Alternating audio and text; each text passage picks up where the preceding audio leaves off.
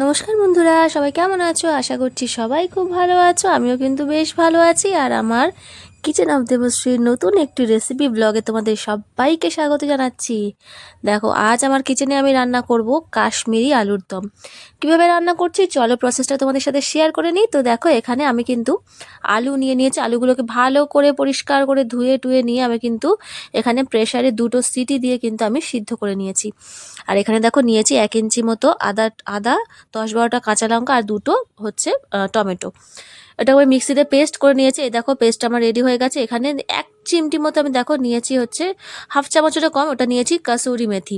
আর এখানে নিয়েছি 2 চামচ চার মগজ, 1 চামচ পোস্ত আর হচ্ছে ওই 5-6টা মতো আমি কাজু বাদাম নিয়েছি। খুব কম পরিমাণে কিন্তু নিয়েছি।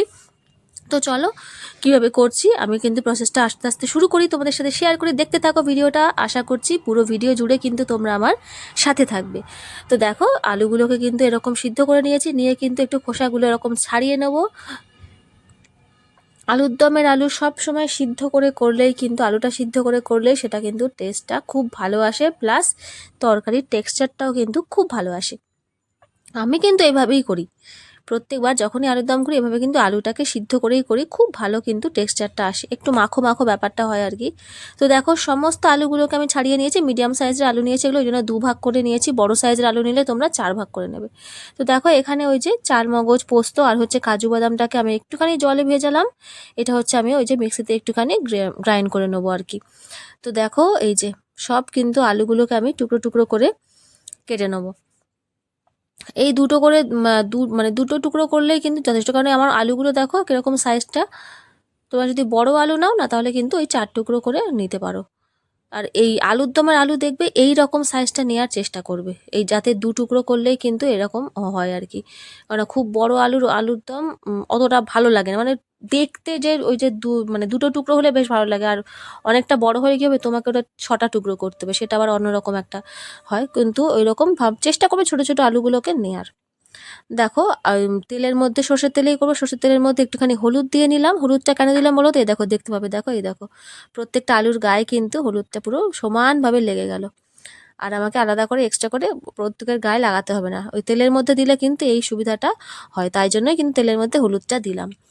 তো এই যে একটু নুন দিয়ে দিলাম, ব্যাস। এবার আলুটাকে একটু ভেজে নেব। আলু সিদ্ধ করে একটু ভেজে নিয়ে করলে না টেস্টটা কিন্তু বেশ ভালো আসে। তো অনেকে মানে অনেক সময় আবার শুধু সিদ্ধ মানে মশলা কষিয়ে সিদ্ধ আলুটাকে দিয়ে দেওয়া হয়, সেটা আর অন্য রকম লাগে। আর এরকম ভেজে করলে কিন্তু বেশ ভালো আসে।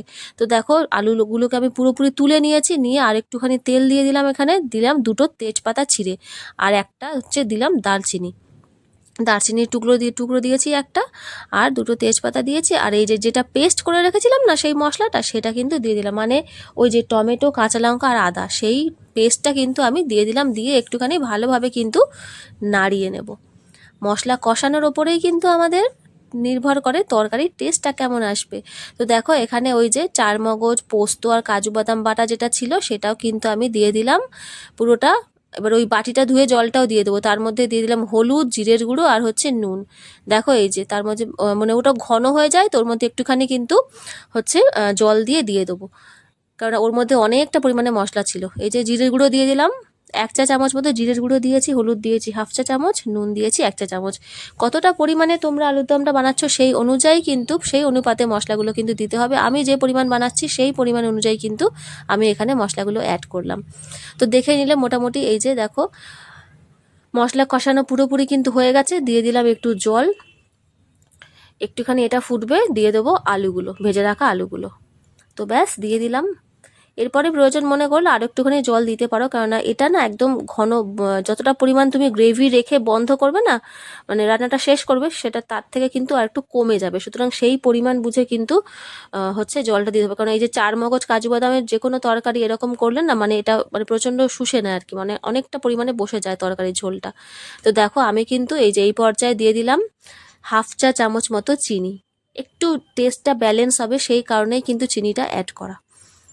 তো ব্যাস আমার কিন্তু আজকের রেসিপি নিরামিষ কাশ্মীরি আলুর দম একদম রেডি। একটুখানি মনে হলো জল লাগবে তাই একটু জল অ্যাড করে দিলাম, ব্যাস। কেননা তরকারিটা একটু একটু ঝোল না থাকলে না আবার খেতে কিন্তু অসুবিধা, রুটি বলো, পরোটা বলো বা ভাতই বলো, যে কোনো কিছুর সাথে একটুখানি গ্রেভি থাকবে তবে কিন্তু বেশ ভালো লাগে। তো দেখো, এই দেখো আমার চিনিটা না একটু কম মনে হয়েছিল, তো সুতরাং আমি আর একটুখানি চিনি কিন্তু অ্যাড করে দিলাম, কারণ যেহেতু চার মগজ টগজ রয়েছে তো চিনির পরিমাণটা বোঝা যায় না। এমনি আলুর দমে কিন্তু ওই হাফ চা চামচ দিলেই হয়ে যায়, কিন্তু এখানে দেখো আর একটুখানি পরিমাণ আমি টেস্ট করে দেখলাম যে না আর একটু লাগবে।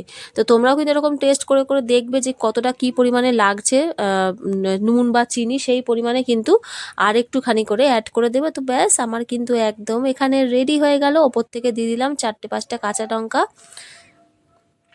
যাতে ঝাল বেশি লাগবে সে একটুখানি চেপে যাতে খেতে পারে আর কি, কেননা পেস্ট তো এর মধ্যে আমি দিয়েছি, কাঁচা লঙ্কার পেস্ট, তবু ওপর থেকে একটু কাঁচা লঙ্কা দিয়ে দিলাম আর কি।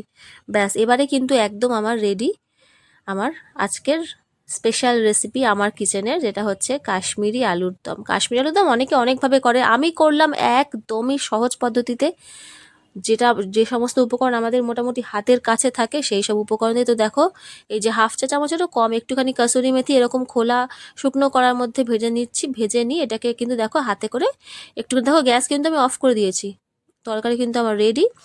ওপর থেকে একটুখানি জাস্ট ছড়িয়ে দিলাম, ফ্লেভারটা মানে এত সুন্দর আসে না এই কাসৌরি মেথি দিলে, গন্ধটা মানে স্মেলটা জাস্ট অসাধারণ আসে।